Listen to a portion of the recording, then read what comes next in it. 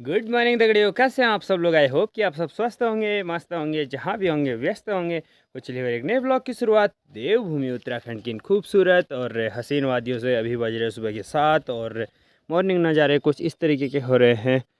हल्की हल्की सी धूप आई हुई है और सामने वाली पहाड़ियों पे ना आग लगने की वजह से पूरी धुंध हुई हुई है। तो ऊपर लेंटर में हमने गेहूँ सुखाने के लिए डाले हैं, इनकी चुटाई भी आज करनी है। तो अभी के नज़ारे कुछ इस तरीके के हो रहे हैं। और प्याज जो है ना नीचे इसको तोड़ दिया है ताकि इसकी जो प्याज है ना नीचे वाला वो मजबूत हो जाए। और पापा जी इस तरफ वहाँ पे मिर्च का बिना हमने साया हुआ है तो उसमें पानी डाल रहे हैं और साथ में वहाँ पे कुछ कर रहे हैं। यहाँ पे हमने मिर्च का बीज रखा हुआ है और वहाँ पे बिच्छू घास उखाड़ रहे हैं पापा जी।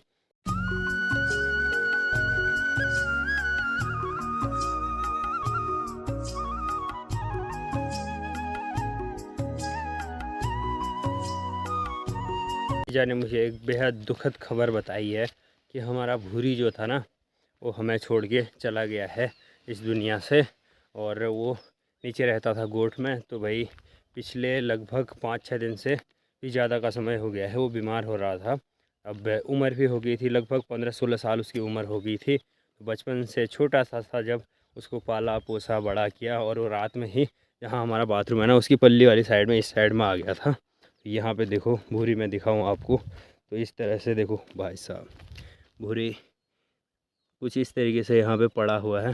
देखो कुत्ते इतने वफादार जानवर होते हैं ना दोस्तों कि जब हमने इसको पाला पोसा बड़ा किया और लास्ट में ना मरने के लिए ये घर में भी नहीं मरा यार, बताओ क्या करें। बड़ा दुख हो रहा है क्योंकि जब छोटा सा था तब से इसको पाला है हमने और बड़ा किया। लगभग 15-16 साल हमारे साथ रहा लगातार। जहाँ जंगल जाते थे, ग्वाला जाते था मैं वहीं आ जाता था भूरी। ईजा घास काटने जाती थी तो ईजा के साथ ही जाता था। वही आज छोड़ के हमें चला गया है, क्या कर सकते हैं। जो इस दुनिया में आया है उसको एक दिन जाना ही है। तो चलिए इसको नीचे साइड में लेके जाके एक जगह दफना देते हैं। भूरी को लेके आ गया हूँ, यहाँ पे है भूरी और गैटी फावड़ी लेके आ गया हूँ मैं एक साइड पे जगह पे। यहाँ पे बंजर खेत में यहीं पे खोदेंगे गड्ढा और भूरी को यहीं पे दफना देंगे। तो भाई गड्ढा खोदता हूँ जल्दी से।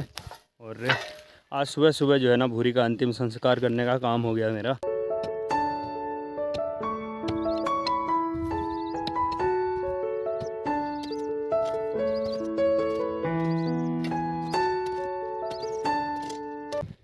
अभी यहाँ पे गड्ढा तो मैंने रेडी कर दिया है और यहाँ है भूरी। अब इसको गड्ढे में डाल के इसको दफना देते हैं जल्दी से।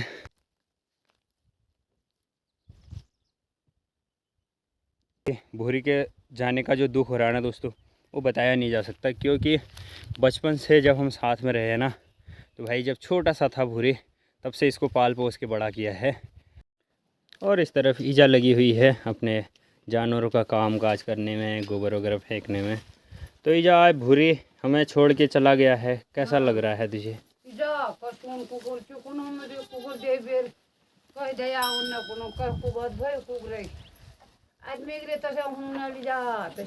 बुढ़ापा में बेचार बीमार है, को बहुत परेशान रहो।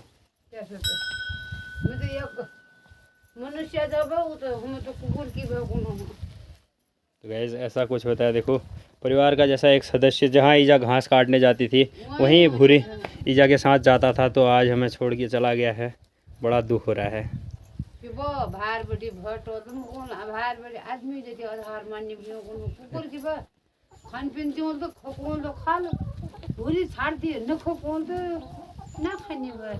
अगर वो खाना खा रहा है, अगर हम कह देंगे कि उसे मत खा तो वो छोड़ देता था। मतलब इतना कहना मानता था ना वो हमारा, क्या ही बताएं। और कोई आता था तो उसको देखा रहता था, जब सामने आएगा। किसी को आज तक उसने काटा नहीं, किसी इंसान के लिए भौंका नहीं। और जानवरों को सूअर बंदर या फिर जो भी जंगली जानवर आते थे उनके लिए भौंकता था। और जब हम बकरियों के ग्वाला जाते थे ना कंटिन्यू लगातार, मतलब पूरे 10-15 साल जितने साल भी वो रहा ना, बचपन से आज तक लगातार बकरियों के साथ आता था। लेकिन क्या कर सकते हैं भाई, जो आया है धरती पे उसको एक दिन जाना है। तो भूरी भी आज हमें छोड़ के चला गया है। सबसे ज़्यादा दुख तो ईजा को हो रहा है क्योंकि जब कभी घर में ईजा अकेली रहती थी ना तो भूरी का ही साथ रहता था ईजा के साथ।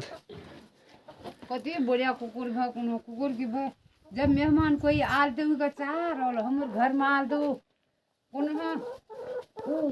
पुछड़ हल्का हल्का हमारा मेहमान आगे का खुश आ जाल उस नहीं जाल तो मांगा तो बड़े वो यार कर लो फिर पसल पसल जाल लो ट्याल भीतर करनी चाहिए कति खुश आ जाए। जब कोई मेहमान आता था ना तो भूरी को बिस्कुट खाने का बहुत ज़्यादा शौक था, बचपन से ही उसको बिस्कुट खिलाए थे। तो भाई जब कोई मेहमान आता था तो उसको लगता था कि मेरे लिए बिस्कुट लाया होगा, तो खुश हो जाता था वो। और अभी जा रहा हूँ मैं अपने जानवरों को जंगल की ओर हाँकने के लिए। समय हो गया सुबह के बज गए हैं 9 और अभी का मेरा काम है जो ये गेहूँ हमने यहाँ पे लेंटर में सुखाने डाले हुए हैं ना, इनको चूटने का। तो इस बार जो है गेहूँ काफ़ी कम थे। इस बार हमारी सारी फसलें जो जाड़ों में होती हैं वो बिल्कुल भी कम थी। लाई की फसल भी ख़त्म, मतलब ना के बराबर, और जौ की फसल भी, साथ में गेहूँ की फसल भी बिल्कुल ना के बराबर थी। तो इस बार हमने जो है खाऊ में लिपाई वगैरह नहीं की, खाऊ में हम चुटाई नहीं कर रहे हैं इस बार। तो ये लेंटर में ही हो जाएगी। थोड़ी बहुत ही गेहूँ हैं नीचे वाले खेत में थे, थोड़े बहुत गेहूँ नीचे वाले खेत में हैं, बाकी यहाँ पे हैं।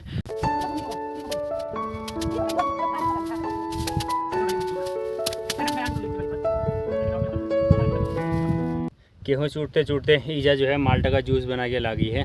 इस चड़कती सी धूप में काम के बीच में अगर जूस मिल जाए ना तो कुछ बात ही और है।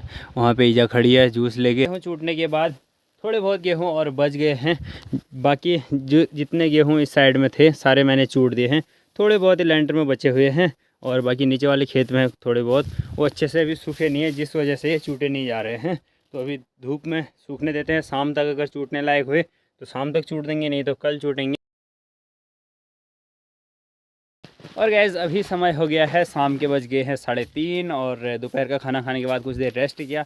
और अभी का मेरा काम है, इस तरफ सरपंच साहब भी चल रहे हैं और ये मेरा थैला है, इसमें है धान।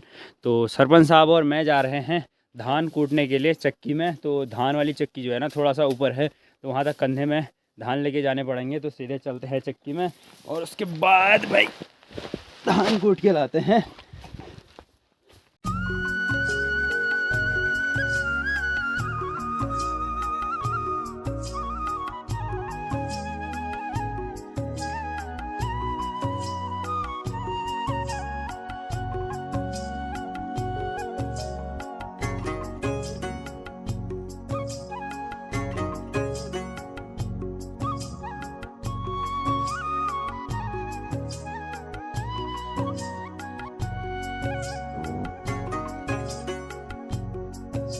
और दोस्तों अभी हम लोग पहुंच गए हैं सौंढुंगा में, जहां पे हमारी चक्की है। धान की कुटाई और तेल वगैरह यहीं पे हम लोग निकालते हैं। बाकी गेहूं वाली छोटी चक्की तो हमारे घर में ही है। ये है हमारे चक्की के पायलट साहब, हमारे दा। और बाकी ये रहा इनका घर। इस घर के साथ साथ इनका घर इस धार की पल्ली वाली साइड में भी है, वहाँ पे भी रहते हैं। तो इस घर में इन खेतों की साइड में जब फसल वगैरह होती है तो यहाँ रहते हैं, बाकी अदर टाइम पे दूसरी साइड। तो आजकल उस वाले घर की साइड में रह रहे हैं और इधर सरपंच साहब। तो अब धान की कुटाई करने के लिए चलते हैं अंदर। और गैस इंजन वाली जो चक्की होती है ना कुछ इस तरीके से चलती है। वहाँ पे इंजन ऑन कर दिया है और वहाँ से ये चक्के घूम रहे हैं, वहाँ से इस तरफ कनेक्ट है और ये है धान की चक्की। तो यहाँ पे कुछ इस तरीके से कुटाई होती है। बैकग्राउंड की आवाज़ बहुत ज़्यादा आ रही होगी क्योंकि ये इंजन वाली चक्की होती है तो वही आवाज़ ज़्यादा ही आती है। तो अब यहाँ पर धान की कुटाई होगी आराम से।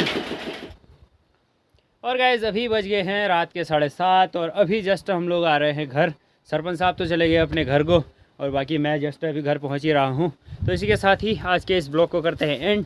और कैसा लगा आज का वीडियो आपको कमेंट करके ज़रूर बताइएगा। मिलेंगे नेक्स्ट वीडियो के साथ, तब तक के लिए जय उत्तराखंड, जय देवभूमि, नमस्कार।